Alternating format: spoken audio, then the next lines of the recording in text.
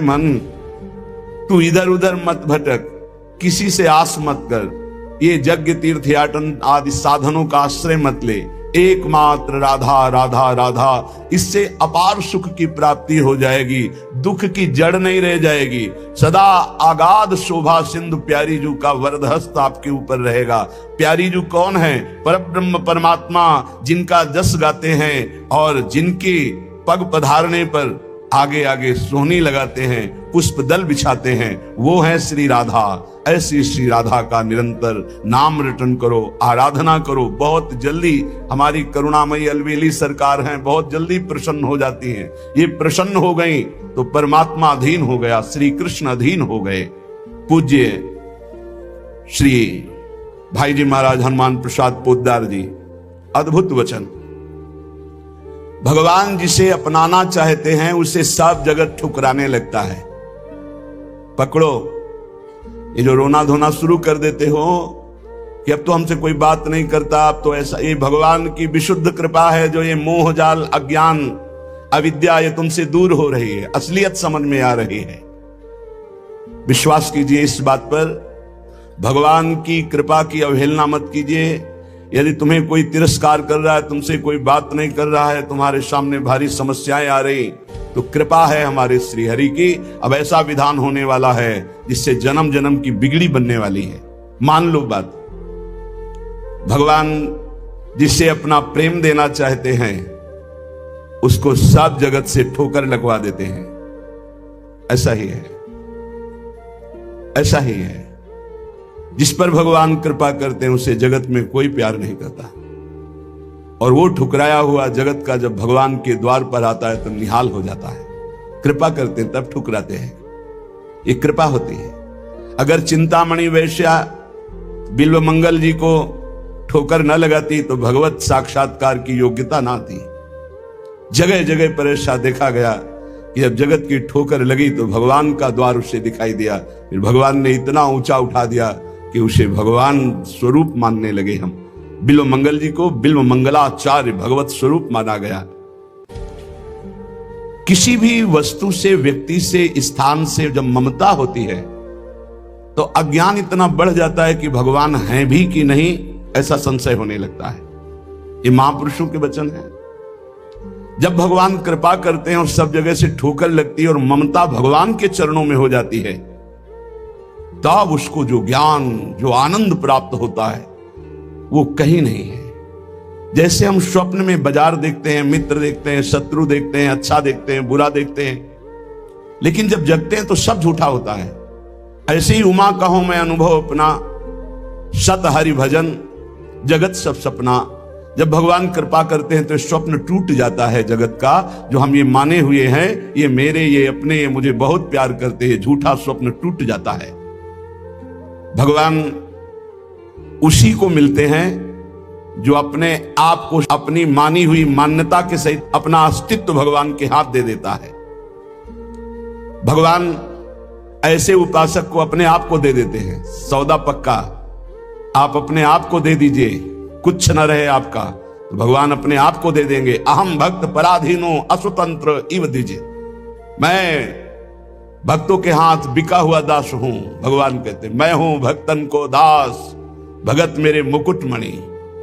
पग चापूं और सेज बिछाऊं, नौकर बनूं हजाम, हाकू बैल बनो गढ़वारो, बिना तनख्वाह रथवान, यही तो मेरे मन में ठणी, भगत मेरे मुकुटमणि।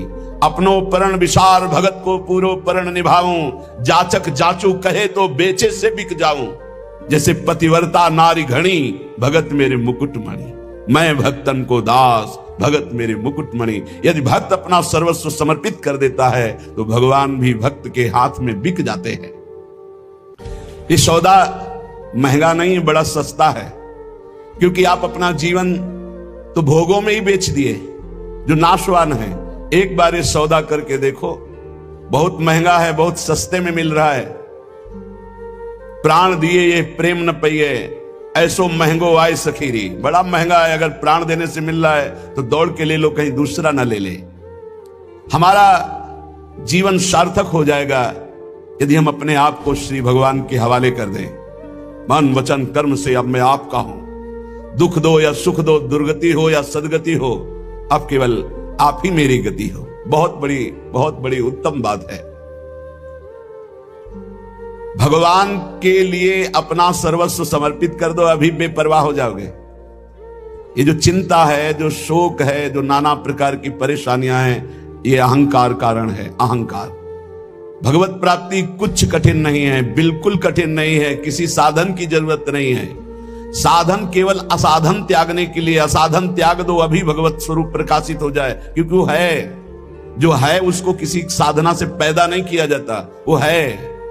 साधन से असाधन का नाश हुआ, मन शांत और निर्मल हुआ, भगवत साक्षात्कार हो गया। पर एकमात्र समर्पण इसमें काम करता है, मन वचन कर्म से समर्पण। एक पद महापुरुषों ने गाया कि हरि मेरा सर्वस्व आपको समर्पित है, मेरी गति तुम ही, अनेक तोष पाऊं। बहुत जोर की बात है, बड़े महापुरुष का पद है, श्री सूरदास मदन मोहन जी महाराज। अगर हमने अपने प्रभु को सर्वस्व समर्पण कर दिया तो अनेक तोष पाऊं, अनेक प्रकार से अपने भक्त का सुख। भगवान का एक नाम है भक्त जनमन रंजन। अपने भक्त के मन को अपार आनंद देने वाले बन जाते हैं। प्रायः लोग डिप्रेशन के शिकार होते चले जा रहे हैं। क्यों? कल भी एक यहां बहुत परेशान है। डिप्रेशन है कि आप समझिए पहले, व्यर्थ का चिंतन, व्यर्थ की कल्पना, व्यर्थ का भय, व्यर्थ की घबराहट, कहीं ऐसा ना हो जाए, कहीं ऐसा ना हो जाए। क्यों ऐसा हो रहा है? पाप कर्म किए हैं, पाप कर्म किए हैं, अब उनके दंड का समय आ रहा है। तो सबसे पहले बुरी दशा आने के पहले बुद्धि बदली जाती है। जेहिका विधना दारुण दुख दीन, तेहिके मति पहले हरिलीन। सिद्धांत को समझो। और व्यर्थ की कल्पना, अगर उसी समय यह बात आने लगे पॉजिटिव, क्या होगा? भगवान मंगल करेंगे, अभी डिप्रेशन खत्म होना शुरू हो जाए। पहली बात, पाप नष्ट हुए बिना तुम्हारा मन निश्चिंत, निशोक, निर्भय नहीं होगा। प्यारे, दवाइयों से समय काट सकते हो, लेकिन पूर्ण स्वस्थ नहीं हो सकते। पूर्ण स्वस्थ तब होगे जब आपका मन निर्मल होगा, मन शांत होगा, मन पॉजिटिव चिंतन करेगा, सकारात्मक चिंतन करेगा। और वो तब होगा जब आप नाम जप करोगे, जब भगवान का भरोसा ले लोगे। तो बड़ी से बड़ी विपत्ति में भी अब क्या होगा? वही होगा जो प्यारे ने मंगल रचा है। अब वही होगा जो आनंदमय होगा। मेरी गति तुम ही, अनेक तोष पाऊं। चरण कमल नख मनि पर, विषय सुख बहाऊं। घर घर जो डोलों तो हरि तुम्हें लजाऊं। मेरी गति तुम ही, अनेक तोष पाऊं। आपके श्री चरण कमल नखमणि का साक्षात्कार करने के लिए समस्त विषयों को बहा दिया, त्याग दिया। हे नाथ, मेरी गति आप ही हो। मैं देख रहा हूं कि अनेक प्रकार से आप पोषण करते हो। यदि मैं आपका भरोसा छोड़कर औरों को आगे हाथ फैलाऊं, घर घर भटकूं, तो लज्जा है, धिक्कार है हमारी शरणागति पर। हे, इन बातों को समझो। अगर आप प्रभु के सिवा किसी के आगे ऐसे करते हैं तो धिक्कार है शरणागति को तुम्हारी। अन्य आश्रय भी बना हुआ है। घर घर जो डोलो तो हरि तुम्हें लजाऊं। तुम्हारो कहाय कहो, कौन को कहाऊं। तुमसे प्रभु छाड़ी कहा, दीनन को ध्याऊं। इतने बड़े प्रभु का कहलाकर अब किसी के आगे हाथ फैलाऊं? आप प्रभु के आश्रित हैं, प्रभु को छोड़कर किसी और के आगे, जो खुद विषयों का गुलाम है, खुद जो नाना प्रकार के भोगों की मार से परास्त है, उसके आगे आप हाथ फैला रहे हो। धिक्कार है। तुम भगवान के कैसे दास हो, कैसे भगवान के भक्त हो? तुमसे प्रभु छाड़ी कहा, दीनन को ध्याऊं। मेरी गति तुम ही, अनेक तोष पाऊं। महारानी जी, प्रभु जी, वो देख रहे हैं। तुम्हें ऐसे किसी से कहने की जरूरत नहीं। विश्वास करो, थोड़ा धैर्य रखो। 12 बजे पाते हो, 2 बज सकते हैं, लेकिन धैर्य रखो। 2 बजे ऐसा मिलेगा जो 12 बजे कभी नहीं पाया है। विश्वास करो, धैर्य रखो, टूटो मत। तुम्हारो कहाए कहो कौन को कहाऊं, तुमसे प्रभु छाड़ी कहा दीनन को ध्याऊं। ए बाबूजी ऐसा कार्य कर दो, इससे अच्छा है भूख प्यास छोड़ करके और प्राण त्याग दो। अगर ये कहना पड़े हरि से अलग किसी से, और हरि से भी क्यों, हरि से भी क्यों, तुम्हारी गरज हो तो करो, तुम्हारी गरज हो तो करो। क्यों गरज? तुम्हारी गरज है, कोई हमारी गरज है? हम आपके हैं, जैसे चाहो वैसे करो। तुमसे प्रभु छाड़ी कहा दीनन को ध्याऊं। हो सकता है वो अमुक भगत काम कर दे। प्रभु अखिल कोटि ब्रह्मांडों के ईश्वर यदि उनसे काम नहीं बनता तो किसी से नहीं बनेगा, और उन्हीं से बनेगा तो बनेगा, नहीं तो भरपूर बिगड़े, किसी और का भरोसा नहीं। बिल्कुल ये सिद्धांत हृदय में रख लो तो जीवन भी मंगलमय हो जाएगा, भगवत प्राप्ति भी हो जाएगी। हम कदम कदम पे देख रहे हैं, कदम कदम पे। मांगना शब्द नहीं है, और जो जैसे प्रभु हमारा विधान बनाते हैं वैसे हमें जीना है। हमारा परमार्थ भगवत प्रसन्नता के लिए, अर्थ के लिए नहीं, व्यवस्था के लिए नहीं। मानो हमारी कोई व्यवस्था नहीं होगी तो 50-100 निकलो, 4 गांव में जाओ, रोटी मांग के लाओ, सब बैठ करके नमक रोटी खाओ, राधा गुणगान करो। अरे बिजली नहीं रहेगी तो दीपक से सत्संग हो जाएगा, माइक नहीं रहेगा तो इतना आवाज में दम दे देंगे श्री जी की, आप तक आवाज पहुंच जाएगी। और जो होना है वो पक्का होना है। हम आशा क्यों करें भोगों की, धन की और भोगी पुरुषों की? आशा भोगी आस नहीं, नहीं, आशा ही परमम दुखम नैराश्यम परमम सुखम। इधर से निराशा, आशा एक केवल स्वामिनी जी से, आशा एक केवल स्वामिनी जी से, वो भी स्वामिनी जी से कुछ लेने के लिए नहीं, स्वामिनी जी को सुख देने के लिए। आशा से दास्यम ब्रह्मानुजायास, केवल एक आशा कि मैं आपकी दासी बनूं, मैं आपको सुख पहुंचाऊं। शीश तुम्हें नाय कहो कौन को नवाऊं, कंचन उर हार छाड़ी कांच क्यों बनाऊं। मणिगण पुंज ब्रजपति छाड़त हित हरिवंश कर गई कंचू। प्रभु को छोड़कर संसारी पुरुष का आश्रय कभी नहीं। एक बार सदगुरुदेव भगवान के पास एक आए, बैठे, थोड़ी देर चर्चा हुई, फिर उन्होंने कार्ड निकाला। ये क्या है? बोले इसमें नंबर है, कभी आपको कोई जरूरत हो तो फोन करवा दें। हाँ, जब से बचपन से बाबा जी बने आज तक तुम्हारे नंबर से ही काम चलता रहा। एकदम ले चलो, हम श्री जी से बात करेंगे कि तेरे से बात करेंगे? चल, जरूरत हमें क्या है? जरूरत ना पड़े इसी बात के लिए तो बाबा जी बने पड़े। हमारी कोई जरूरत नहीं, आपको जरूरत हो तो करो। जा ही ना चाहिए कबों कछो, हमें नहीं चाहिए। हम तो उसी में राजी हैं जिसमें आप राजी हो। जैसे रखोगे वैसे, ज्यो ज्यो राखत हो त्यों त्यों रहियत हो हरि। भगवत शरणागत चाहे गृहस्थ हो चाहे विरक्त, अन्य आश्रय नहीं, भगवत आश्रय। शीश तुम्हें नाय कहो कौन को नवाऊं, कंचन उरहार छाड़ी काच क्यों बनाऊं। अब तो जागृत शयन रहत उर ऊपर मणि कंचन ज्यों पाची। प्रियालाल मणि कंचन में, जैसे नीलमणि में कंचन, ऐसे हमारी माला की तरह युगल सरकार हृदय में पड़े। अब ये सांसारिक राग कांच थोड़ी पहनेंगे। शोभा सब हानि करूं जगत को हंसाऊं, हाथी ते उतरी कहा गदहा चढ़ाऊं। अरे भाई, अब हंसी नहीं करवाएंगे कि देखो भगवान के दास हैं, हाथ केती कायु केतिक जीवन का है बिना सत्कात हटकत। भगवत दास कहला करके दांते निपोर करके किसी से पैसा मांगना, इससे अच्छा है अन्न जल त्याग करके प्राण त्याग कर दो प्रभु के लिए। क्या ये जीवन है? संतों को, भक्तों को, भागवतों को कोई भिखारी न समझे। वो भिखारी नहीं है, वो बादशाह है। और जो भिखारी है वो भगवान के दास नहीं होते। भिक्षा के लिए केवल अन्न के टुकड़े की आज्ञा की है आचार्यों ने।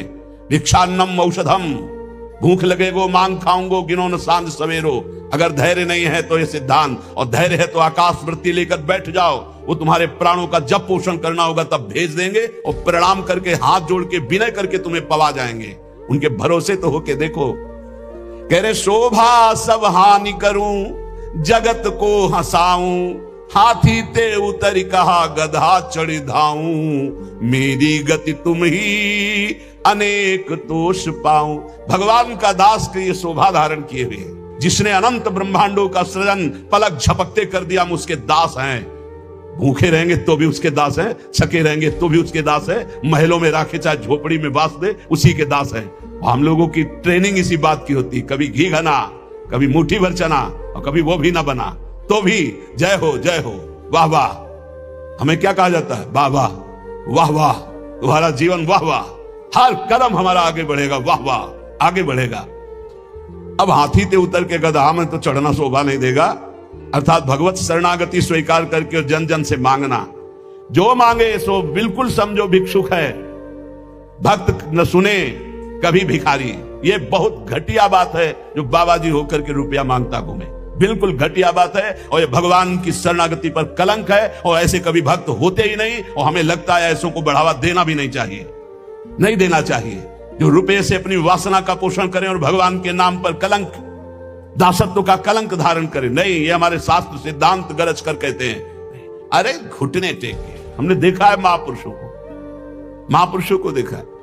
एक गरीब किसान अगर 10 रुपया निकाल के देता है, हाँ इसे आराम से रख लिया, और वहीं 18 लाख रुपए आकर के दे रहा सामने रख, उठा, नहीं सरकार आपकी सेवा, क्यों तुम्हारे बाप के नौकर सेवा में लगा दे, उठा चल। क्यों? उसको क्यों देखा? क्योंकि वो अहंकार से दे रहा है कि हम बड़े धनी, और वो गरीब बड़े धन्यता से दे रहा है, मालिक हम तो देने लायक नहीं, गरीब आदमी 10, तो उठा करके बड़ी प्रशंसा करते हुए और उसको रखते, और एक वहीं बड़ी धनराशि देता, अपमानित करके हटा देते। चलो कैसे समझा जाए?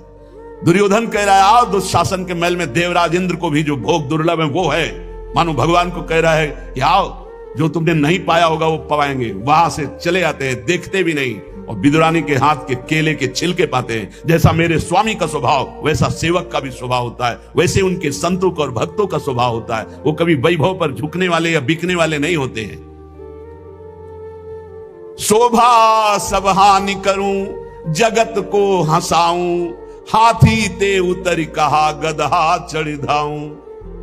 एक जगह है जहां ये पश्चाताप होना चाहिए कि मेरे पास वो कुछ नहीं है जिससे मैं इनको लुभायमान कर सकूं। वो है संत, वो भगवान के जन, जिनके सामने जाकर तुम्हारा सब हेकड़ी धूल धूसरित हो जाए और लगे मैं इनको रिझाऊं कैसे, मेरे पास तो वो है ही नहीं जिससे ये रिझते हैं, ये लगना चाहिए। हाथी ते उतरी कहा गदहा चढ़ धाऊं, नंबर ले लिया, वो उसको संभाल के रख लिया। क्यों? कब जब जरूरत पड़ेगी तो फोन करेंगे। करो फोन, इनका यमराज का फोन जब आएगा तो ये कोई फोन तुम्हारे काम नहीं करेंगे। अगर हरि का केवल नंबर रखा है, सेव है एक नंबर, एक ही नंबर सेव है, राधा राधा राधा, तो ठीक घंटी बजते ही उत्तर मिलेगा। और अगर सैकड़ों नंबर सेव है तो किशोरी जी जानती है इसको हमारी विशेष आवश्यकता है, इसके बहुत से नंबर हैं। देख लो मोबाइल वालों, आखिरी नंबर इन्हीं का लगता है, तो पहला जो इनका नंबर और आखिरी नंबर इन्हीं का रखेगा। पहला भी नंबर है और आखिरी भी इन्हीं से, आदि भी इन्हीं से, अंत भी इन्हीं से, तो मध्य भी इन्हीं का। जीवन मंगल में हो जाएगा। हमारी बात मान लो, हम जीवन भर के अनुभव की बात करते ऐसे, अब तो बिगड़ा और भरोसा इनका तो ऐसा चट संभल के खड़ा हो गया, पूछो मत। कई ऐसी घटनाएं बड़ा सब व्यवहार का सिस्टम देखते हैं हम। किसी भी तरह का कोई प्रतिग्रह लेने की यहां आज्ञा नहीं है, किसी भी तरह का कोई प्रतिज्ञा। और बड़े बड़े खर्चे का जब आता है तो देखते कैसे श्री जी करती, केवल श्री जी स्पष्ट दिखाई देता है। ये स्वामिनी, मैं इसको जानता भी नहीं कौन है, और रोकर घुटने टेक करके अपने आप व्यवस्था कर जाता है। तो शोभा सब हानि करूं, जगत को हंसाऊं, हाथी ते उतर कहा गदहा चढ़ धाऊं। जब वीर शिवाजी को पता चला कि जिन तुकाराम जी महाराज का ऐसा प्रताप है, उनके घर में खाने की भी व्यवस्था सही ढंग से नहीं, ढेर लगा दिया, अन्न के बोरे, घी के बड़े बड़े टीन, बूरा के बोरे, सब व्यवस्था। आप कीर्तन करके जब घर पधारे तो बोले ये सब क्या? बोले छत्रपति वीर शिवाजी ने सारी व्यवस्था की। पत्नी ने बताया, बोले इसी समय तुरंत घर से बाहर करो, सब, एक भी दाना नहीं रखना। जबकि महाभागवत शिवाजी थे, एक भी दाना नहीं, हम केवल हरि के दिए जीते, हम किसी और के नहीं, हम केवल विठ्ठल के दिए जीते, ये नहीं, सब हटवा दिया। जो चक्की में थोड़ा पीसा गया था ना, वो तक हटवा, नहीं, हम हरि के दिए जीते हैं। अगर वैभव हरि में देकर वैभव में रखना चाहते तो जय जय आपके, आप हमें अगर आप फुटपाथ पे रखना चाहते हो तो जय जय। ये केवल प्रवचन नहीं, दोनों जीवन है। कुमकुम लेप छाड़ी काजर मुंह लाऊं, कामधेनु घर में तजी अजा क्यों दुहाऊं, मेरी गति तुम ही अनेक तोष पाऊं। यदि आपके सिवा किसी और की तरफ देखूं, आपकी तरफ देखने का मतलब है कुमकुम का लेप होना, और दूसरों की तरफ देखने का मतलब है काजर की लेप होना। आपसे प्राप्त करना मानो कामधेनु, और दूसरों से चाहना मानो बकरी का दूध। नहीं चाहिए। कामधेनु जब घर में है तो मुझे अजा का दूध नहीं चाहिए। कनक महल छाणी अब क्यों परन कुटी छाऊं, पायन जो पेलो प्रभु तो नानत जाऊं। अब तो हर समय आपके चरणों के समीप रहते हैं, मानो हम महल में रहते हैं प्रिया प्रीतम के। अब हम पर्णकुटी क्यों छाएं जब महल में हमें वास मिल गया। अब आप लात मारो तो भी आपको छोड़ने वाले नहीं। पाइन जो पेलो प्रभु तो न अनत जाऊं। आगे की बहुत बड़ी बात कह रहे, सूरदास मदन मोहन जन्म जन्म गाऊं, संतन की पनही को रक्षक कहाऊं। मेरी गति तुम ही अनेक तोष पाऊं। हे प्रभु, बार बार जन्म हो और आपका ही नाम जप करके आपकी लीलाओं का गायन कर व्यतीत हो, और आपके परम प्रेमी भक्त संतों की जूती का मैं रक्षक कहलाऊं। जहां उनकी जूती उतरे वहां मैं रखकर उनको साफ करूं और उनकी सुरक्षा करूं।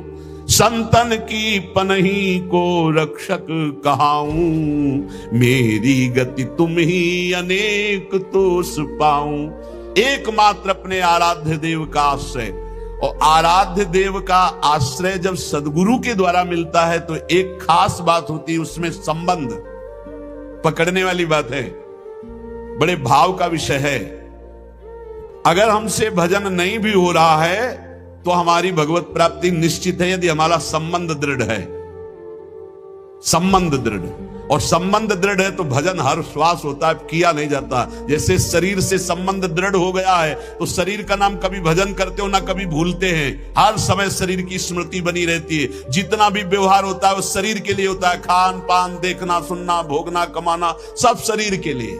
संबंध, भगवान संबंध का बहुत सुंदर व्यवहार जो हमारा बनता है हृदय में, तो वैसे ही प्रभु निर्वाह करते हैं। हमारे संबंध के 5 भाव हैं,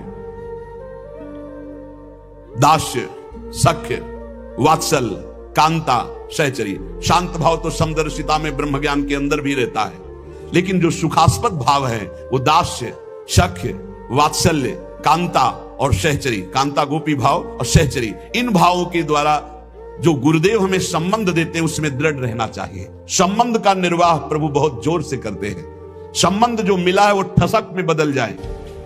मैं प्यारी जू की सहचरी हूं, मैं प्रियाजू की प्रिय सहचरी हूं, ये ठसक बन जाए। जैसे अपने वृंदावन वासी राधा उपासी नित्य विहार रस के जो भजनानंदी जन है, चाहे वो गृहस्थ हो चाहे विरक्त, ठसक होनी चाहिए हमारे माई श्यामाजू को राज। मैं श्री जी की हूं, मैं प्यारी जू की हूं। सच्ची मानिए, ये स्त्री पुरुष शरीर की पोशाक है, न तुम स्त्री हो न पुरुष हो, भगवत दिव्य अंश हो। कैसे निर्वाह करते हैं संबंध का हमारे प्रियालाल श्री विठलनाथ जी ठाकुर जी के प्रति वात्सल्य भाव रखते थे। मेरे लाला पुष्ट मार्गी, वात्सल्य भाव, जैसा भाव करोगे वैसे ही। ये था माम प्रपद्यन्ते तास्ततो भजाम्य हम। ठाकुर जी के प्रति इनका पुत्र भाव था, मेरा लाला। जैसे नंद बाबा, ठीक ऐसा ही भाव श्री विठलनाथ गोस्वामी जी का। एक बार श्री श्रीनाथ जी को दूध पिला रहे थे, ठाकुर जी ने एक घूंट पिया दूध और कटोरा ऐसे हटाते हुए कहा जय जय, क्या कमी रह गई दूध में? ठाकुर जी ने कहा बहुत मीठा कर दिया, मिश्री बहुत अधिक डाल दी, मुझसे पिया नहीं जाता। बड़ी मनोहार करी, आज पी लो कोई बात नहीं, क्योंकि पुत्र भाव है। ठाकुर जी ने बड़ा ऐसे करते हुए पिया। दूसरी बार भोग में आपने मिश्री कम मिलाई, ठाकुर जी ने एक घूंट पिया, ऐसे कर दिया। कहा जय जय, आज क्या कमी? कहा दूध तो एकदम सीठा कर दिया, फिर भी पी लो। थोड़ा ही कम तो मिश्री मिलाई, पहले वाले में आप कह रहे थे मिश्री बहुत अधिक है, इसलिए थोड़ी कम कर दी। बोले नहीं सीठा है, पी लो, आप पी लो, पी लो। बहुत दुलार किया, दूध पी लिया। तीसरी बार जब भोग लगाया तो मिश्री अलग दूध अलग। लालजू ने कहा आपने ऐसा क्यों किया, मिश्री क्यों नहीं मिलाई? गोसाई जी ने कहा जब मेरे द्वारा मिलाई हुई मिश्री आपको पसंद ही नहीं आती, कभी कह देते हो बहुत मीठा है, कभी कह देते हो सीठा है, तो आज स्वयं मिला लो। तो हंसकर कहा कि हम मिलाने लायक हैं, हम आपके बालक हैं, बालक मिलाना क्या जाने। और दौड़ गए और गोद में बैठकर छाती से चिपक गए और कहा रूस गए क्या, मिला के पिलाओ, हम तो बालक हैं, हम थोड़ी मिला पाएंगे। ये था माम प्रपद्यन्ते, वात्सल्य भाव मेरे पुत्र हो। तो वैसे ही ठाकुर जी गोसाई जी के हृदय से चिपक करके श्री श्रीनाथ जी कहने लगे, मैं तो आपका बालक हूं ना। अश्रु प्रवाह होने लगा। ठाकुर जी ऐसे महान सुख देते हैं जो जिस भाव से। एक दिन मचल गए, सैया रचना करके जब शयन कराने को गए, कहा यह सैया ठीक नहीं है, दूसरी सैया ले आए। ये बिछौना ठीक नहीं है, दूसरा बिछौना ले आए। नहीं नहीं, ये रंग मुझे पसंद नहीं, और रंग का बिछौना बिछा दिया। अब कितने बिछौना, कितनी सैयाएं बदल दी लालजू महाराज बार बार, ये ठीक नहीं, ये ठीक नहीं। पसीना पसीना हो गए थे गोसाई जी। गोसाई जी ने कहा कि आपको कौन सी सैया पसंद आएगी, कौन सा बिछौना पसंद आएगा? बोले बताओ, तुम सैया बोलो और तुम्हारी छाती पे हम सोएंगे, क्योंकि हम यशोदा मैया की गोद में ही सोते।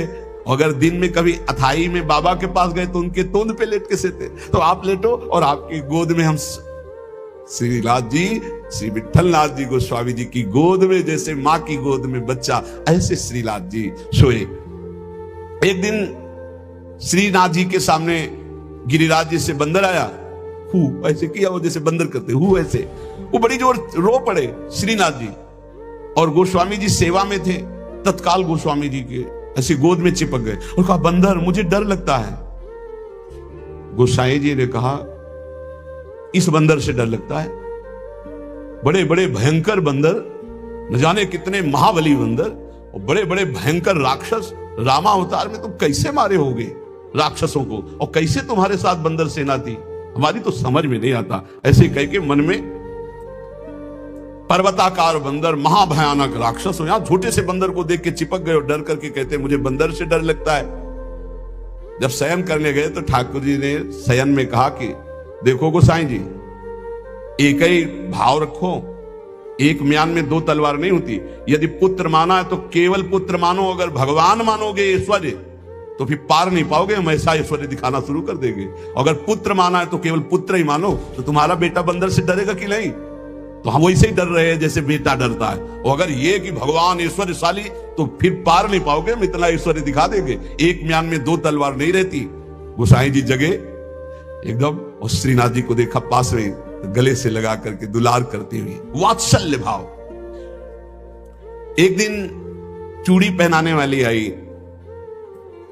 गोसाई जी ने कहा कि जाओ हमारे घर में जितनी बहुएं हैं सबको चूड़ी पहना दो और पैसा यहां ले लेना आके। आपके 7 पुत्र थे तो 7 बधुएं थी। गोसाई जी ने यह नहीं कहा कि 7 बधुओं को पहना देना, कहा कि मेरी जितनी बहुएं हैं उन सबको चूड़ी पहना दो और पैसा यहां से ले जाना। अब उनकी 7 बहुएं तो चूड़ी पहनी, 8वीं श्री स्वामिनी जी पहुंच गई अपने कर कमल। जे ही उस चूड़ी पहनाने वाली ने श्री जी के कर कमल को देखा, अश्रु प्रवाह, आनंद मूर्ति हमारी प्यारी जो है, अश्रु प्रवाह होने लगी। ऐसा उसको लगने लगा कि आनंद के आवेग में मुझे मूर्छा आ जाएगी। नीलांबर का हल्का सा घूंघट है, मनो मृणाल, मनो कमल लाल, ऐसे सुंदर कर कमल। वो सोच रही इनके कर कमल में पहनाने लायक तो चूड़ियां ही नहीं हमारे पास। श्री जी ने इशारा किया, पहनाओ।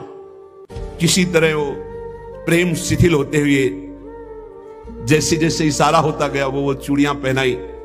बहुत देर तक वह अश्रु प्रवाह करती रही।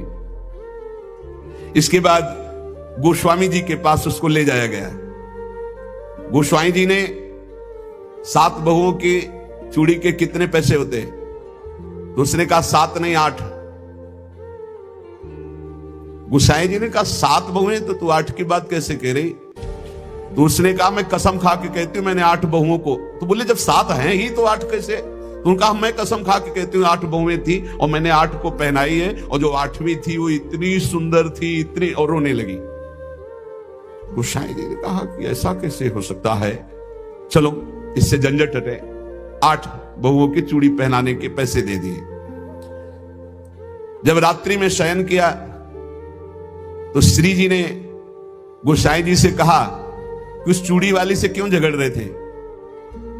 क्या आप प्रीतम लालजू को आप अपना पुत्र नहीं मानते? हाँ पुत्र तो है ही वो, हमारे मानने की क्या बात है। तो मैं कौन हूं? पुत्रवधू हुई कि नहीं? अगर आप कहते 7 बहुओं को पहना दो तो मैं कदापि नहीं जाती। आपने कहा मेरी सब बहुओं को पहना दो, तो 8वीं मैं हूं, मैंने ही धारण। श्री जी के इन वचनों को सुनकर गोसाई जी तत्काल उठे और बैठे बैठे रात भर रोते रहे कि लाडली जू कितनी कृपालु, कितना भाव स्वीकार करने वाली है। यहां एक बात ध्यान रखनी है कि गुरु प्रदत्त भाव के अनुसार, संबंध के अनुसार जब सेवा की जाती है तो बहुत जल्दी वो सेवा सिद्ध हो जाती है। आराध्य देव बात करने लगते हैं। भक्त की हर बात को प्रभु सुन रहे हैं। गोसाई जी ने कहा जाओ सब बहुओं को चूड़ी पहना दो, सुन रही ना श्री जी, इसीलिए चूड़ी पहनने गई। हमारा भाव दृढ़ होना चाहिए, भाव में कमी नहीं होनी चाहिए। जैसा हम भाव गुरु प्रदत्त करेंगे वैसा ही इष्ट देव अनुभव कराएंगे। जाकी रही भावना जैसी, प्रभु मूर्ति देखी तीन तैसी। एक अयोध्या में उमापति नाम के महापुरुष निवास करते थे। ये बहुत शास्त्रों के ज्ञाता और भजनानंदी महापुरुष थे। तो इनको अपने में भाव आता था कि मैं गुरु हूं राम लक्ष्मण भरत शत्रुघ्न का, ये मेरे पुत्र और शिष्य के समान है। तो ये जब मंदिर में जाते कनक भवन में, तो कनक बिहारी राम जी को ये माला खरीदते हो, पहन के जाते और अपना पहना हुआ माला देते कि राम जी को और लक्ष्मण जी को पहना दो। और सीता जी के लिए कहते कि आधा दरवाजा मोड़ दो, पर्दा कर दो, बहू है हमारी। ये रोज ऐसा करते। पुजारी वैसा ही कहते, जैसा ही कहते, क्योंकि महापुरुष थे उमापति जी। पर वैष्णव जन, संत जनों को अच्छा नहीं लगा कि भगवान को अपनी पहनी माला पहनाते हैं।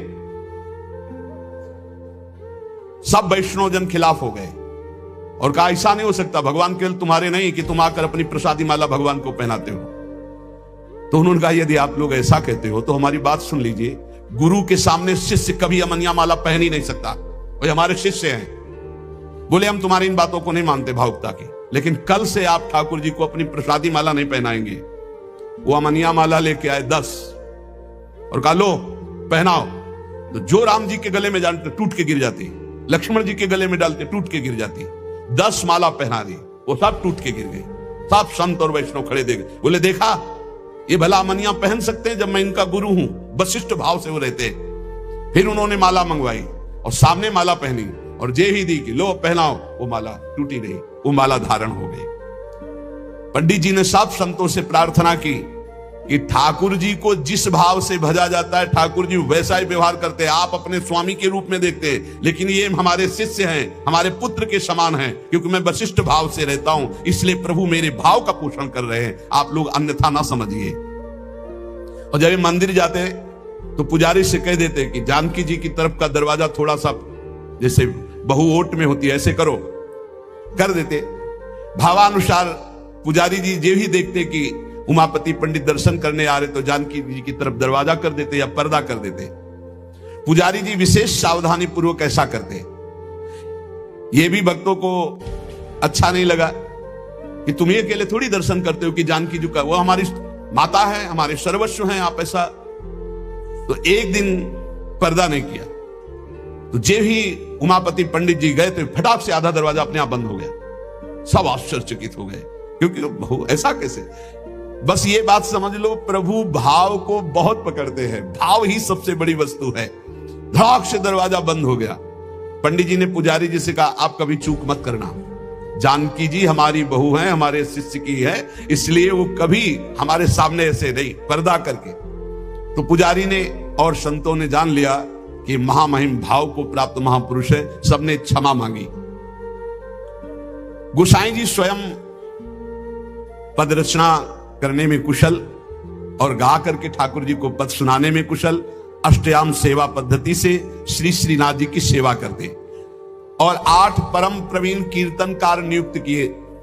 श्री सूरदास जी, श्री परमानंद दास जी, श्री कुंभन दास जी और श्री कृष्णदास जी, ये 4 महापुरुष श्रीमद वल्लभाचार्य जी महाप्रभु की कृपा पात्र थे।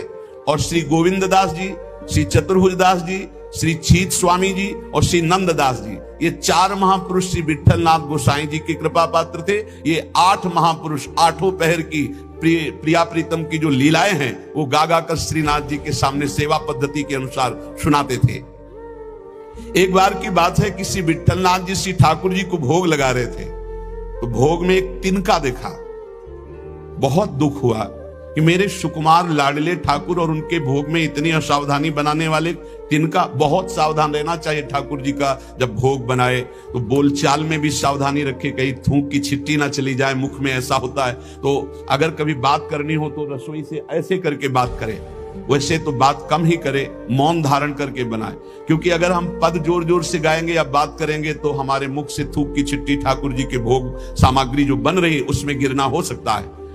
कितनी सावधानी महापुरुषों के चरित्र से हमें प्राप्त होती। तिनका को देख करके बहुत दुखी हुए और कहा कि आज हम हैं, तब हमारे ठाकुर जी के भोग में तिनका निकला और कल हमारा शरीर छूट जाएगा तो तुम लोग कैसे हमारे ठाकुर जी की सेवा करोगे। तो मैं आज ही संन्यास धारण करूंगा और विचरण करूंगा, जैसा मनावे वैसा करो। आप इतना कहे तो सब लोग बहुत दुखी हो गए। सबने अनुनय विनय की कि एक बार अपराध क्षमा कर दो, ठाकुर जी के भोग में कभी त्रुटि नहीं होगी। आपने कहा हम परिहास में कभी झूठ नहीं बोलते। हमने कहा संन्यास लेंगे तो अब संन्यास लेंगे, अब हम तुम्हारे बीच में नहीं रहेंगे। श्री ठाकुर जी श्रीनाथ जी से आज्ञा लेने गए। ठाकुर जी ने बहुत उदास होकर के कहा, गोसाई जी एक गेरुआ वस्त्र हमको भी मंगवा दो। बोले आपको क्यों जय जय, आपके पास तो बहुत सुंदर सुंदर पोशाक है। बोले हम आपके बिना नहीं रह सकते, अगर आप संन्यास लेंगे तो हम भी संन्यास लेके आपके साथ ही चलेंगे। देखो कैसा प्यार करते, जैसे माधोदास बाबा जगन्नाथ जी को प्यार करते, तो जगन्नाथ जी से जाके आज्ञा ली, जय जय अब ब्रज 84 को साहब की लीला भूमि में जाना चाहता हूं, आदेश दे दो। बोले बाबा आपके बिना हम रह नहीं सकते। बोले नहीं जय जय, हमारे पास इतनी भोग सामग्री नहीं कि मैं रास्ते में आपको भोग लगाऊं, आपको नहीं ले जा पाऊंगा, पर हम जाएंगे ब्रज 84 को दर्शन करने आपकी लीला भूमि के। ठाकुर जी चुप हो गए, उनके आगे बस कहां। अब वो सुबह प्रातःकालीन चले। अब सुबह सुबह ही इतनी भूख लग आई तो उन्होंने कहा आज तक कभी ऐसी भूख नहीं लगी। तो एक माई थी, तो उससे कहा माई बहुत भूख लगी, कुछ मिल सकता है। तो बोले बाबा अभी बना देती हूं। तो कुछ समय में वो भोजन बना करके और पवाने, और जब पवा रही थी माधवदास बाबा को तो रोते जा रही थी। तो बाबा की दृष्टि गई। बाबा ने कहा माई रो क्यों रही हो। बोले इतना सुंदर सुकुमार लाडला बालक तुम्हारे जैसे बाबा जी के साथ कैसे आ गया, इसकी मां कैसे रहती होगी। तो उन्होंने भागवतिक दृष्टि से देखा तो थाल में बैठे जगन्नाथ जी पा रहे थे। बोले इसीलिए भूख लग रही थी, हमें पता क्या कि तुम्हें भूख लग रही, तुम क्यों साथ। बोले बाबा मैं नहीं रह पाऊंगा आपके। ये जरा प्यार देखो ठाकुर जी का। कह रहे बाबा मैं नहीं रह पाऊंगा। ऐसे ही श्रीनाथ जी गोसाई जी से कह रहे कि एक गेरुआ वस्त्र हमको भी मंगा दो, अगर आप संन्यास लोगे तो हम भी संन्यास ले लेंगे। गोसाई जी आपके बिना हम नहीं रह सकते। गोसाई जी ने गले से लगा लिया। तो कहा गले से लगा लिया तो मेरी बात मानो, अब तुम्हें संन्यास नहीं लेना। बोले जैसी आपकी आज्ञा। बोले सेवा में त्रुटि अगर हो रही तो मुझे दुख नहीं तो तुम्हें दुख क्यों हो रहा है। तो बोले तुम्हें दुख हो या ना हो, आप मेरे पुत्र हो, मेरे को दुख होता है कि मेरे लालन के भोग में तिनका कैसे आ गया। भाव समझिए। श्री विठलनाथ गोसाई जी स्वयं सेवा में सावधानी पूर्वक, पर कभी कभी अगर त्रुटि हो जाए सेवा में तो बहुत ही असंतुष्ट हो। यह ध्यान रखने का विषय है कि हम केवल विग्रह की पूजा नहीं कर रहे, साक्षात श्यामा श्याम विराजमान है, साक्षात श्री जी विराजमान। हम जल पिवाएं तो उसी भाव से, भोग लगावें तो उसी भाव से, पोशाक पहरावें तो उसी भाव से। श्री गोस्वामी जी शयन करते थे गोकुल में आकर और नित्य प्रति श्री श्रीनाथ जी की सेवा में आते। यहां जतिपुरा गोवर्धन में श्रीनाथ जी विराजमान थे, तो आप घोड़े पे चढ़ करके आते थे। यदि कहीं आने में कुछ विलंब हो जाए तो अन्य सेवा चाहे कोई कर ले, पर आरती आप ही रोज करते थे। आरती सेवा आप ही करते थे। आज भी बल्लभ कुल में नियम चला आ रहा है कि और ठाकुर सेवा तो सब मिलके करेंगे, लेकिन आरती गोस्वामी वंशज ही करेंगे। श्री ठाकुर जी की अक्षुण्ण सेवा गोस्वामी जी अपने बालक के समान मानकर करते हैं। जो भगवन्निष्ठ सदाचारी पुरुष होते हैं तो उनका प्रभाव सबके ऊपर पड़ता है। उस समय भक्ति का वातावरण एक बन चुका था, जिसको देखो सब भगवान की भक्ति में निमग्न। जो श्री विठलनाथ जी थे ये श्रीमद वल्लभाचार्य जी के द्वितीय सुपुत्र है। आपका जन्म प्रादुर्भाव विक्रम 1572 में काशी के निकट चुनारगढ़ में हुआ। श्री आचार्य महाप्रभु वल्लभाचार्य जी ने प्रयाग में अड़ैल में आकर आपका जन्मोत्सव मनाया। बड़े शुभ संस्कार बचपन से ही। आचार्य महाप्रभु जी के निरीक्षण में आपने समस्त शास्त्रों का सम्यक अध्ययन किया और गृहस्थाश्रम में प्रविष्ट हुए आपकी दो पत्नियां थी, रुक्मिणी जी और पद्मावती जी। श्रीमद वल्लभाचार्य महाप्रभु जी के गोलोक गमन के अनंतर उनके ज्येष्ठ पुत्र श्री गोपीनाथ जी, ये द्वितीय पुत्र से श्री विट्ठलनाथ जी, गोपीनाथ जी आचार्य गद्दी पर बैठे, परंतु थोड़े ही समय में वो गोलोकवासी हो गए। और गोपीनाथ जी के जो पुत्र थे श्री पुरुषोत्तम जी, वो अभी बाल्यावस्था को थे, तो विट्ठलनाथ जी को ही सारा कार्यभार संभालने को मिला आचार्य गद्दी का। ठाकुर जी की सेवा, ठाकुर जी का सब ऐश्वर्य श्री विट्ठलनाथ जी संभाले। श्री विट्ठलनाथ जी संभाले तो, पर कृष्णदास जी ये वल्लभाचार्य जी के शिष्य और ये संपूर्ण सेवा सामग्री के अधिकारी थे। यहां एक बहुत सूक्ष्म विषय निकल के आता है कि कभी गुरु और गुरु वंशज के प्रति थोड़ा भी हे भाव न कर ले, नहीं तो दुर्गति पक्की है, चाहे जितना बड़ा उपासक हो। कृष्णदास जी बहुत बड़े महापुरुष हैं, पूरे श्रीनाथ जी की सेवा के अधिकारी हैं, अधिकारी पदवी नहीं की है। अब किसी सेवा पद्धति को लेकर कृष्णदास जी से श्री विट्ठलनाथ गोस्वामी जी ने, तो कृष्णदास जी असंतुष्ट हो गए। कभी ऐसा नहीं होना चाहिए, गुरु के समान ही गुरुवंशजों को समझना चाहिए। जैसे हमारे गुरुवंश के अगर बच्चा भी आ जाए तो हम उसके झुककर चरण छुएंगे, उसको गुरु के समान आसन पर बैठा लेंगे और नीचे उतरकर हम बैठेंगे। चैतन्य महाप्रभु ने ईश्वरपुरी जी के जब गांव में गए तो रज में लोट लोट के कह रहे थे, यहाँ के सब जीव जंतुओं की भी चरण रज हमारे लिए बंद नहीं, क्योंकि यहां हमारे गुरुदेव भगवान प्रकट हुए ईश्वरपुरी जी के गांव में।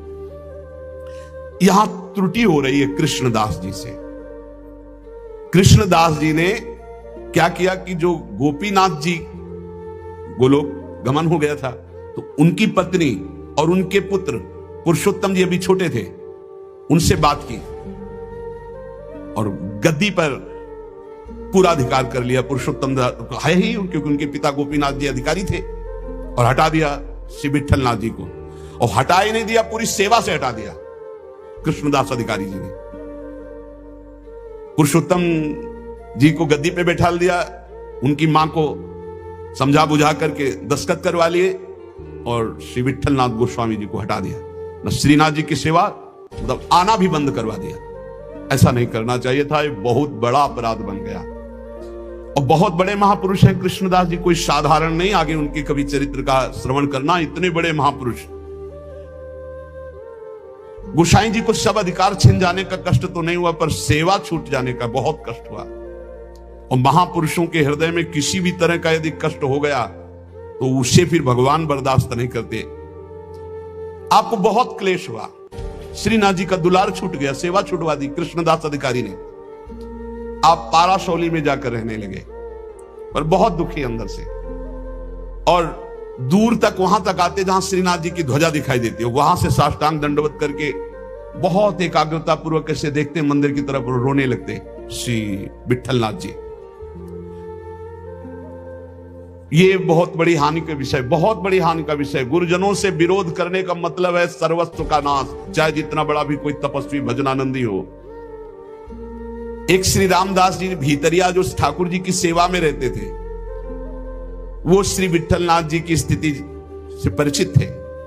वो रोज गुप्त रूप से समय निकालते, यद्यपि श्री कृष्णदास जी ने उनको भी मना कर दिया था, पर वो जाते और गोसाई जी को श्री लालजू का बीड़ा प्रसाद देते। बीड़ा प्रसाद आंखों से ऐसे रख करके खूब रुदन करते श्री विट्ठलनाथ जी। ये बहुत बड़ा अपराध है, बहुत बड़ा अपराध। गोसाई जी ठाकुर जी के लिए अपने कर कमल से एक फूलों का हार बनाते और कहते पहना देना जाके, और रोज एक श्लोक दैन्यता का लिखते और कहते ठाकुर जी को सुना देना जाके। श्री रामदास जी नित्य प्रति आकर वो फूलों का हार और ठाकुर जी को एक श्लोक सुनाते, ठाकुर जी को फूलों का हार पहनाते, और ठाकुर जी रोज एक पान की बीड़ी देते जो उनको जाके देते और उनको प्रणाम करते।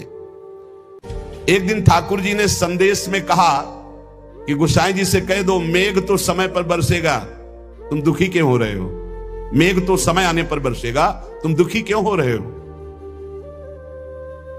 विट्ठलनाथ जी के सामने जब जाकर रामदास जी ने कहा मेघ तो समय पे बरसेगा, आप दुखी क्यों हो रहे हो? लालन ने ऐसा कहा है। तो विट्ठलनाथ जी ने कहा कि मेघ तो समय पे बरसेगा पर चातक अपनी टेक पुकार क्यों छोड़ेगा, चातक तो रटता ही रहेगा। बहुत सुंदर बात। अगर चातक अपनी रटन छोड़ दे तो चातक कैसा, मेघ तो समय पे बरसेगा, वो बरसे, लेकिन चातक अपनी रटन नहीं छोड़ सकता। मेरी रटन घटने वाली नहीं, मैं तो रो रो कर आपको पुकारता ही रहूंगा। चातक रटन घटे घट जाई, बढ़े प्रेम सब भांति भलाई। विठलनाथ जी के इस दुख को अकबर बादशाह ने सुना, उसने तत्काल आदेश किया और कृष्णदास जी को बंदी बना के जेल में डाल दिया और गोसाई जी को विरुद्ध आचरण किया, इसलिए उनको कठोर दंड कृष्णदास जी को बादशाह अकबर ने। जब गोसाई जी को पता चला तो गोसाई जी ने अन्न जल त्याग दिया और कहा जब तक सम्राट अकबर सादर कृष्णदास जी को, ये देखो महापुरुषों का हृदय, सादर कृष्णदास जी को नहीं छोड़ते तब तक मैं अन्न जल भी नहीं पाऊंगा। जब बादशाह अकबर को यह पता चला कि गोसाई जी ने अन्न जल त्याग दिया तो सादर कृष्णदास जी को पुनः छोड़ दिया। कृष्णदास जी को जब ये पता चला कि गोसाई जी मेरे लिए अन्न जल छोड़ दिए, तब गोसाई जी के पास आए और चरणों में गिरे और कहा मुझे आपके प्रभाव का पता नहीं था, क्षमा कीजिए। कृष्णदास जी ने पालाशौली में आकर गोसाई जी के चरण पकड़ लिए। गोसाई जी गंभीर हो गए। महापुरुष अगर डांट दें तो बच गए आप, और गंभीर हो गए तो पिट गए आप, बस इतना समझ लो। गंभीर इसलिए हो गए कि तुमने लालन की सेवा छुड़वा दी, सब ठीक है, लेकिन लालन की से दूर रखा, दर्शन नहीं, सेवा नहीं, इसलिए गंभीर हो गए। विठलनाथ गोसाई जी को पूर्व सेवाधिकार प्राप्त हो गया। श्री कृष्णदास जी का अंतिम लीला जानते हो कैसे हुई? कुआं में पैर फिसल गया और गिर के मरे और प्रेत बने, इसी अपराध के कारण। बहुत सावधान, इतने बड़े महापुरुष हैं, उनका चरित्र है कृष्णदास जी का, बहुत बड़े महापुरुष हैं, लेकिन अपने गुरु से अपराध बन गया। गुरुवंश गुरु स्वरूप ही है, अपराध बन गया तो प्रेत योनि को, पैर फिसल गया, कुएं में गिरे और उनके प्रेत योनि को प्राप्त हुए। बहुत सावधानी की जरूरत है कि कहीं ऐसे अपराध नहीं तो चाहे जितना भजन हो, भजन बाद में तो कल्याण करेगा, लेकिन बीच में छूट जाएगा और बीच में हमारी दुर्गति हो जाए। अंतिम तो मंगल ही होगा, क्योंकि भगवान का जन कवि नामे भक्ता प्रणश्यति। जब ये प्रेत बन गए थे तब भी उद्धार गोस्वामी विठल नाथ जी के द्वारा ही इनका हुआ। अकबर क्यों कृपालु था, क्यों श्रद्धा करता था विठल नाथ जी गोस्वामी के ऊपर? एक बार श्री यमुना जी में स्तोत्र का गायन का कंचन वर्ण तेज चमकता हुआ विठलनाथ गोस्वामी जी का, तो स्नान करके यमुना जी की आराधना कर रहे थे, तो उधर नौका में जल विहार करते हुए इसकी बादशाह की कोई हिंदू बेगम होगी, तो वो दूर से देखा कि तेजस्वी तो भगवान के समान है। नौका समीप ले गई, उतरकर चरणों में बंधन किया। विठलनाथ गोस्वामी जी को देखकर उसे पक्का लगा कि ये जो आशीर्वाद दे देंगे तो पक्का। तो उन्होंने कहा कि आपसे मैं एक ही आशीर्वाद चाहती हूं कि मेरे बादशाह मेरे अनुकूल रहें। हर पत्नी यही चाहती है। आप कृपा करके कोई ऐसा जंतुर बांध दीजिए, कोई मंत्र बता दीजिए, कोई उपाय बता दीजिए कि बादशाह सलामत हमारे बस में रहे, हमारे अधीन रहे। आपने मुस्कुरा दिया कि मैं एक जंतुर देता हूं, इससे बादशाह तुम्हारे अधीन रहेंगे, और दोहा लिख करके भुजा में बांध दिया। यंत्र मंत्र और तंत्र को भूल करो जन कोय, पति कहे सो कीजिए वो आप ही बस होए, ये दोहा लिख करके बांध दिया। दूर से गुप्तचर लगे रहते थे। गुप्तचर ने कहा कि विठलनाथ गोस्वामी जी ने कोई जादू टोना करके आपकी हिंदू बेगम की बाह में जंतुर बांध दिया है। तत्काल आया, जब वो महल तोड़ दिया जंतुर, उसे कहा खोला जाए, खुला गया। और जब ये दोहा पढ़ा कि यंत्र मंत्र और तंत्र को भूल करो जन कोई उपाय मत करो, ये यंत्र तंत्र मंत्र जंतर वाला, पति की आज्ञा में रहो, इसी से पति अधीन हो जाएगा। जब ये दोहा पढ़ा कि पति की आज्ञा का पालन रूप परम बल है जो पति को अधीन कर लेता है, बहुत प्रसन्न हुआ। तो कहा इसी समय मुझे विठलनाथ गोस्वामी के चरणों में जाके प्रणाम करना है और उनके दर्शन करने। तब से बहुत श्रद्धा विठलनाथ गोस्वामी जी के ऊपर, और वो आकर के गोकुल में और गोवर्धन में बहुत सी संपत्ति जमीन ये सब विठलनाथ गोस्वामी जी को दी। श्रीमद वल्लभाचार्य महाप्रभु जी ने पुष्ट मार्ग का प्रवर्तन किया। विठलनाथ गोस्वामी जी ने उसका बहुत प्रकाश किया। श्री सूरदास जी, कुंभनदास जी, परमानंद दास जी, कृष्णदास जी, ये वल्लभाचार्य जी के शिष्य, और नंददास जी, चतुर्भुजदास जी, श्री गोविंद दास जी, श्री चीत स्वामी, ये विठल नाथ जी के शिष्य, ये रात दिन ठाकुर जी की सेवा में, पद गायन की सेवा में रहते थे।